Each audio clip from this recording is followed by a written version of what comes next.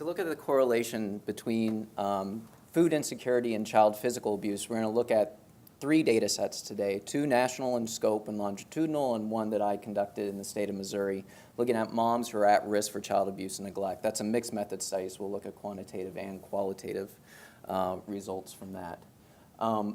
See, I knew this was going to happen. So we've got 60 years of research linking physical abuse to poverty, yet we don't know much about the mechanisms that happen on day-to-day lives of families that are in poverty, what makes them more prone to physically abuse their kids. Also, poverty is a large macro problem, yet most interventions and prevention efforts in child welfare are mostly focused on micro-level solutions.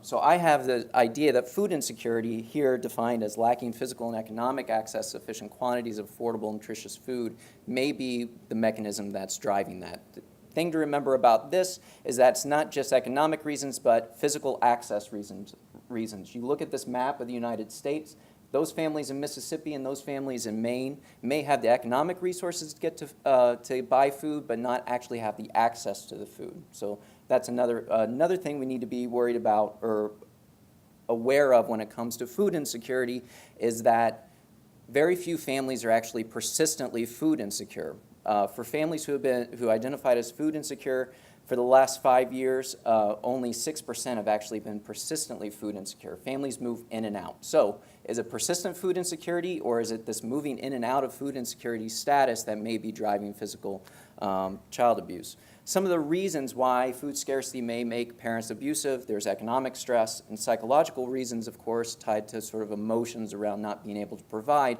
But I guarantee you, those of you sitting in the audience right now that are hungry are more prone to a physical outburst right now than the person sitting next to you that's had a good breakfast. So that's another reason. So throughout this presentation, we're just going to be looking at the correlation over time. Again, this is the first time we've really been able to look at this longitudinally, but also looking at these parents who are coming to the attention of child welfare, how many of them are food insecure, and also very low food insecurity versus just marginally food insecure.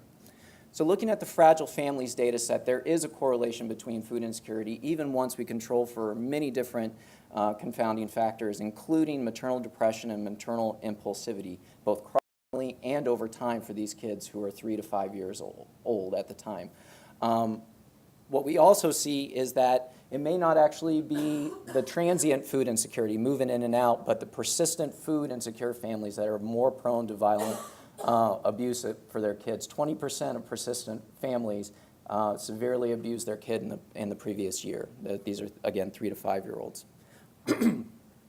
Also using LongScan, we're able to look at a adolescent sample at age 12, 14, and 16. About a third of these families are food insecure, and about 5% of them reported using severe aggressive acts against their adolescent.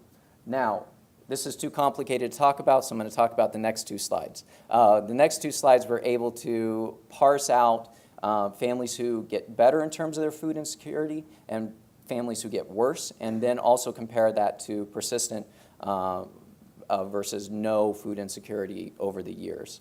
And what we find, again, is that it's the persistently food insecure families that are more prone to physically assault their kids. What this doesn't tell us yet is whether this is just looking between families, so a food insecure family versus food not insecure family. What happens within the family when there is this transition from food security to food insecurity? I used a fixed effects model to look at that, and there is a change. Although it is significant, the effect is not as large as, say, a change in maternal depression over time within the family.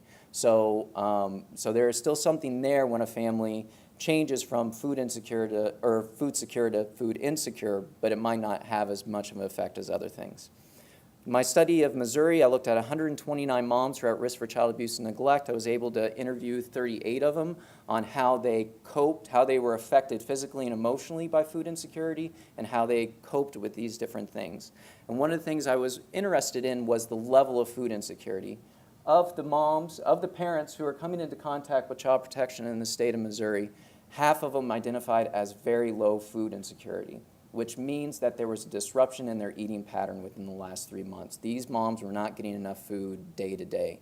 They weren't just worried about not getting good food, they weren't getting enough food. So half of the moms that we may be seeing in child protection are very low food insecurity. And asking them about the quality of the food in their community, 70% said the quality of their food in their community is below average. So it may not be an economic reason for the food insecurity, but it may actually be an access reason for food insecurity. And this had an effect on the intake of fresh fruits and vegetables for their kids.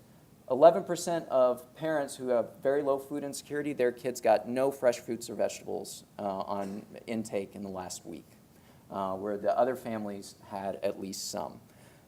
When I asked the moms, how is this having an effect on you, there was a lot of talk about the physical effect. They were very worried about getting sick because they weren't having enough food from day to day, and how they coped with this was they hid it from their children. And they did this in several different interesting ways, mostly around dinner time and not letting the kids, being too busy so the kids don't see them being not eating themselves.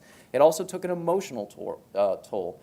So parents reported having some minor aggravations around sort of the quality of food, but they had some very serious emotional responses too if they were very low food insecurity. One mom said, it makes me feel really worthless that I can't provide enough for my kids.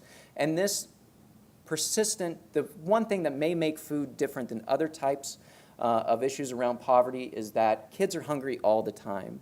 And if you feel like you can't provide for the food for the kid, that may be a persistent stressor. Also biological reasons. If you're hungry, you're much more prone to violence. Thank you.